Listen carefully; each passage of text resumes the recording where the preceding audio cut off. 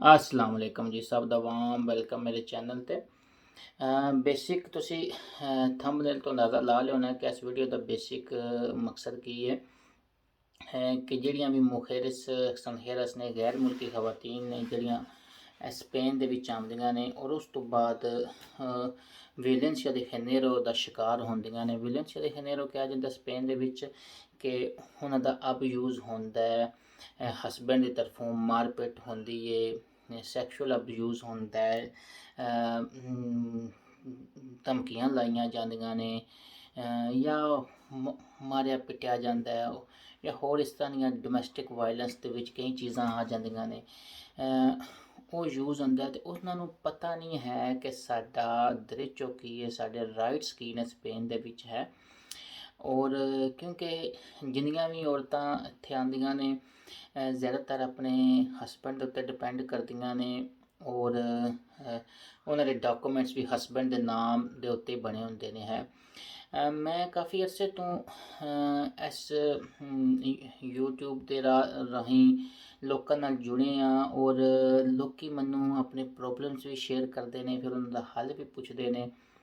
ਅਤੇ ਜਿਹੜੀ ਮੈਨੂੰ ਇਸ ਅਰਸੇ ਵਿੱਚ ਇਹ ਸਮਝ ਆਈ ਹੈ ਕਿ ਮੈਜੋਰਟੀਜ਼ ਨੂੰ ਆਪਣੇ ਰਾਈਟਸ ਦਾ ਹੀ ਨਹੀਂ ਪਤਾ। ਉਹ ਜਦੋਂ ਰਾਈਟਸ ਦਾ ਨਹੀਂ ਪਤਾ ਤਾਂ ਉਹ ਫਿਰ ਇਹੋ ਜਿਹੀਆਂ ਗਲਤੀਆਂ ਕਰਦੀਆਂ ਨੇ ਜਿਨ੍ਹਾਂ ਦਾ ਵਾਪਸੀ ਕੋਈ ਨਹੀਂ ਹੁੰਦੀ ਹੈ। ਮਤਲਬ ਹੈ ਵੇ ਕਿ ਕਈ ਲੋਕਾਂ ਨੂੰ ਤਾਂ ਇਹ ਡਰਾਵਾ ਦਿੱਤਾ ਜਾਂਦਾ ਹੈ ਕਿ ਜੀ ਤੈਨੂੰ ਅਸੀਂ ਪਾਕਿਸਤਾਨ ਛੱਡ ਕੇ ਆਉਣਾ ਹੈ, ਤੇਰਾ ਅਸੀਂ ਕਾਰਡ ਹੀ ਲੈ ਲੈਣਾ ਹੈ, ਸਾਡੀ ਮਰਜ਼ੀ ਤੋਂ ਬਗੈਰ ਤੇਰਾ ਕਾਰਡ ਰਿਨਿਊ ਹੀ ਨਹੀਂ ਹੋ ਸਕਦਾ ਗਾ, ਇਸ ਤਰ੍ਹਾਂ ਕਰਕੇ। ਔਰ ਉਹ ਫਿਰ ਜਦੋਂ ਗਲਤੀਆਂ ਹੋ ਜਾਂਦੀਆਂ ਨੇ ਬਾਅਦ ਚੋਂ ਘਰ ਛੱਡ ਜਾਂਦੀਆਂ ਨੇ ਜਾਂ ਜੋ ਵੀ ਇਸ਼ੂ ਹੁੰਦਾ, ਕਿਉਂਕਿ ਜ਼ਿਆਦਾਤਰ ਜਿਹੜੀਆਂ ਬੱਚੀਆਂ ਇੱਥੇ ਆਉਂਦੀਆਂ ਨੇ ਉਹਨਾਂ ਦਾ ਦਿਲ ਨਹੀਂ ਹੁੰਦਾ ਪਿੱਛੇ ਜਾਣ ਤੇ ਫਿਰ ਉਹ ਇਲੀਗਲ ਹੋ ਜਾਂਦੀਆਂ ਨੇ। ਮੈਜੋਰਟੀ ਨੂੰ ਤਾਂ ਇਹ ਵੀ ਨਹੀਂ ਪਤਾ ਕਿ ਸਾਡੀ ਇਸ ਟਾਈਮ ਲੀਗਲ ਪੋਜੀਸ਼ਨ ਸਪੇਨ ਦੇ ਵਿੱਚ ਕੀ ਹੈ।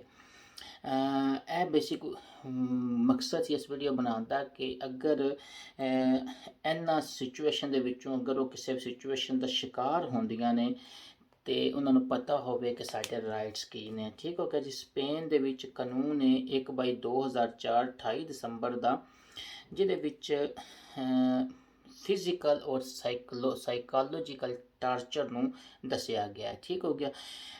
ਜਿਹਦੇ ਵਿੱਚ ਸੈਕਸ਼ੂਅਲ ਅਬਯੂਜ਼ ਫਿਜ਼ੀਕਲੀ ਹੋ ਗਿਆ, ਸਾਈਕੋਲੋਜੀਕਲੀ ਧਮਕਾਇਆ ਜਾਂਦਾ ਹੈ ਵੇ, ਉਹਨਾਂ ਦੀ ਆਜ਼ਾਦੀ ਨੂੰ ਕੈਦ ਕਰਨ ਦੀ ਕੋਸ਼ਿਸ਼ ਕੀਤੀ ਜਾਂਦੀ ਹੈ। ਔਰ ਖਾਸ ਕਰਕੇ ਇਹ ਜਿਹੜੀਆਂ ਚੀਜ਼ਾਂ ਨੇ ਮਾਰਿਆ ਪਿੱਟਿਆ ਜਾਂਦਾ ਉਹਨਾਂ ਨੂੰ ਹੈ। ਔਰ ਖਾਸ ਕਰਕੇ ਇਹ ਕੋਸ਼ਿਸ਼ਾਂ ਜਿਹੜੀਆਂ ਨੇ ਉਹਨਾਂ ਦੇ ਹਸਬੈਂਡ ਕਰਦੇ ਨੇ ਜਾਂ ਉਹਨਾਂ ਦੇ ਕਰ ਲਓ ਪਰੇ ਹਰੇ ਚੋਂ ਸੇਮ ਹੀ ਹਸਬੈਂਡ ਵਾਲੀ ਸਿਚੁਏਸ਼ਨ ਹੋ ਗਈ ਹੈ, ਇਹ ਉਹ ਕਰਦੇ ਨੇ ਹੈ।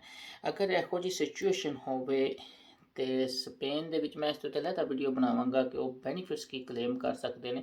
ਲੇਕਿਨ ਇਹ ਵੇ ਕਿ ਅਗਰ ਇਹੋ ਜਿਹੀ ਸਿਚੁਏਸ਼ਨ ਹੋਵੇ ਔਰ ਵਕਤ ਤੇ ਉਹਨਾਂ ਨੇ ਕੋਈ ਕਲੇਮ ਕਰਨਾ ਹੋਵੇ ਤੇ ਉਹ ਪਹਿਲੇ ਤਾਂ ਇਹ ਵੇ ਕਿ ਲੀਗਲ ਕਿਸ ਤਰ੍ਹਾਂ ਸਪੇਨ ਦੇ ਵਿੱਚ ਰਹਿ ਸਕਦੇ ਨੇ ਹੈ।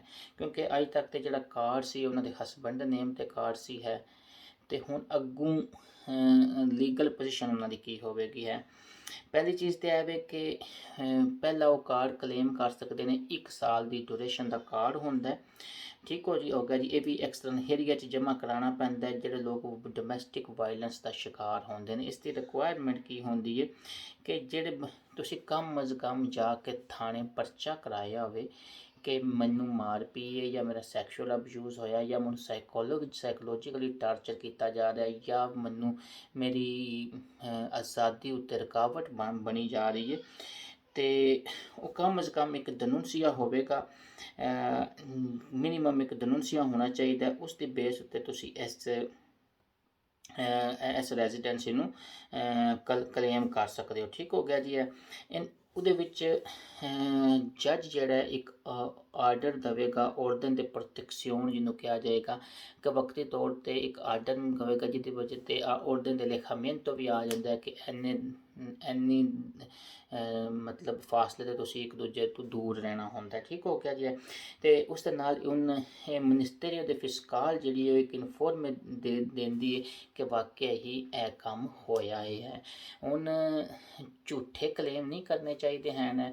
ਕੋਸ਼ਿਸ਼ ਕਰਨੀ ਚਾਹੀਦੀ ਹੈ ਕਿ ਓਰੀਜਨਲ ਕਿਸੇ ਨਾਲ ਹੋਇਆ ਹੋਵੇ ਤੇ ਹੋਵੇ, ਲੇਕਿਨ ਕਿਉਂਕਿ ਇਹ ਲੋਕ ਜਿਹੜੇ ਨੇ ਇਹਨਾਂ ਦੀ ਅਥਾਰਟੀ ਸਟਰੋਂਗ ਨੇ, ਇਹਨਾਂ ਦੇ ਤਫਤੀਸ਼ ਸਟਰੋਂਗ ਹੈ। ਅਗਰ ਤੁਸੀਂ ਗਲਤ ਕੀਤੇ ਹੈ ਤੇ ਫਿਰ ਉਸ 'ਤੇ ਵੀ ਤੁਹਾਨੂੰ ਖਮਿਆਜ਼ਾ ਵੀ ਮੈਂ ਤੁਹਾਨੂੰ ਦੱਸਣਾ ਕੀ ਹੋਵੇਗਾ ਤੁਹਾਡੇ ਨਾਲ, ਅਗਰ ਯਾਨੀ ਕਿ ਤੁਸੀਂ ਫੇਕ ਕਲੇਮ ਕਰਦੇ ਹੋ। ਠੀਕ ਹੋ ਗਿਆ। ਜਦੋਂ ਤੁਸੀਂ ਜਾ ਕੇ ਪਰਚਾ ਕਰਾਓਗੇ ਤੇ ਜੱਜ ਇੱਕ ਆਰਡਰ ਦੇ ਦੇਗਾ ਪ੍ਰੋਟੈਕਸ਼ਨ ਦਾ, ਉਸ ਪ੍ਰੋਟੈਕਸ਼ਨ ਆਰਡਰ ਨੂੰ ਤੁਸੀਂ ਨਾਲ ਲਾ ਕੇ ਤੇ 1 ਸਾਲ ਦਾ ਕਾਰਡ ਕਲੇਮ ਕਰ ਸਕਦੇ ਹੋ। ਠੀਕ ਹੈ। ਜੋ ਇਸੇ ਤਫਤੀਸ਼ ਅੱਗੇ ਚੱਲੇਗੀ, ਜ਼ਾਹਰੀ ਗੱਲ ਸਾਲ ਦੇ ਅੰਦਰ ਅੰਦਰ ਤਫਤੀਸ਼ ਨੂੰ ਮੁਕਾਇਆ ਜਾਏਗਾ ਤੇ ਫਿਰ ਤੁਸੀਂ 5 ਸਾਲ ਦਾ ਕਾਰਡ ਕਲੇਮ ਕਰ ਸਕਦੇ ਹੋ ਕਿ ਵਾਕਿਆ ਹੀ ਤੁਹਾਡੇ ਨਾਲ ਇਹ ਹੋਇਆ। ਜਦੋਂ ਉਹ ਤਫਤੀਸ਼ ਤੁਹਾਡੇ ਹੱਕ 'ਚ ਹੋ ਜਾਏਗੀ ਤੇ ਤੁਸੀਂ 5 ਸਾਲ ਦਾ ਕਲੇਮ ਕਰ ਸਕਦੇ ਹੋ। ਔਰ ਅਗਰ ਵਾਕਈ ਹੋਈ ਹੈ ਤੇ ਇਹ ਪੂਰਾ ਮੈਡੀਕਲ ਐਗਜ਼ਾਮੀਨੇਸ਼ਨ ਕਰਦੇ ਨੇ, ਸਾਈਕੋਲੋਜਿਸਟ ਨੂੰ ਬੁਲਾਉਂਦੇ ਨੇ, ਔਰ ਬਾਕੀ ਉਹ ਅਗਰ ਹੋਇਆ ਹੋਵੇ ਤੇ ਹੋ ਜਾਂਦਾ ਹੈ। ਉਹਦੇ ਵਾਸਤੇ ਕੀ ਚਾਹੀਦਾ?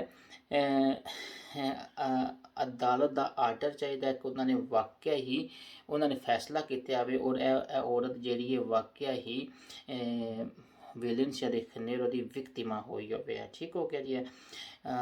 ਔਰ ਇਹ ਮਿਨੀਮਮ ਇਹ ਹੋਣਾ ਚਾਹੀਦਾ, ਯਾਨੀ ਕਿ ਆਰਡਰ ਆ ਜੇ, ਬਾਕੀ ਫੈਸਲਾ ਆ ਜਾਏ ਫਿਰ 5 ਸਾਲ ਦਾ ਕਾਰਡ ਮਿਲ ਜਾਂਦਾ ਹੈ, ਅਗਰ ਪਰਚੇ ਨਾਲ ਸਿਰਫ ਸਾਲ ਦਾ ਮਿਲ ਜਾਂਦਾ। ਹਾਂ, ਅਗਰ ਮਿਸਾਲ ਤੌਰ 'ਤੇ ਅਗਰ ਤੁਸੀਂ ਫੇਕ ਕਲੇਮ ਕੀਤਾ ਤੇ ਉਹਦੇ 'ਤੇ ਫਿਰ ਜਦੋਂ ਆਰਡਰ ਆ ਜਾਏਗਾ ਕਿ ਵਾਕਈ ਫੇਕ ਕਲੇਮ ਹੋਇਆ ਤੇ ਫਿਰ ਤੁਹਾਨੂੰ ਡਿਪੋਰਟ ਵੀ ਕੀਤਾ ਜਾ ਸਕਦਾ ਹੈ, ਤੁਹਾਡੇ 'ਤੇ ਹੋਰ ਵੀ ਸਖਤੀਆਂ ਹੋ ਸਕਦੀਆਂ ਨੇ। ਤੇ ਕਮ ਸੇ ਕਮ ਚਲੋ ਇੰਨੀ ਗੱਲ ਔਰਤਾਂ ਨੂੰ ਸਮਝ ਆਵੇ ਕਿ ਜਿਹੜੀਆਂ ਵੀ ਆਉਂਦੀਆਂ ਨੇ ਆਪਣੇ ਹਸਬੈਂਡ ਦੇ ਡਾਕੂਮੈਂਟਸ 'ਤੇ ਆਉਂਦੀਆਂ ਨੇ ਔਰ ਹਸਬੈਂਡ ਦੇ ਬੇਸ 'ਤੇ ਆਉਂਦੀਆਂ ਨੇ। ਅਗਰ ਉਹਨਾਂ ਨਾਲ ਕੋਈ ਇਸ ਤਰ੍ਹਾਂ ਦਾ ਕੰਮ ਹੁੰਦਾ ਹੈ ਤਾਂ ਉਹ ਲੀਗਲ ਵੇ ਨਾਲ ਜਾਓ, ਇਲੀਗਲ ਵੇ ਨਾਲ ਨੱਸਣ ਭੱਜਣ ਨਾਲ ਕੋਈ ਫਾਇਦੇ ਨਹੀਂ ਹੁੰਦੇ ਹੈ। ਉਹ ਲੀਗਲ ਵੇ ਹੀ ਬਿਹਤਰ ਹੁੰਦਾ ਹੈ ਔਰ ਆਪਣੀ ਲੀਗਲ ਪੋਜੀਸ਼ਨ ਜਾਣ ਕੇ ਹੀ ਟੁਰਨਾ ਚਾਹੀਦਾ ਹੈ। ਬਹੁਤ ਸ਼ੁਕਰੀਆ। ਅੱਲਾ ਹਾਫਿਜ਼।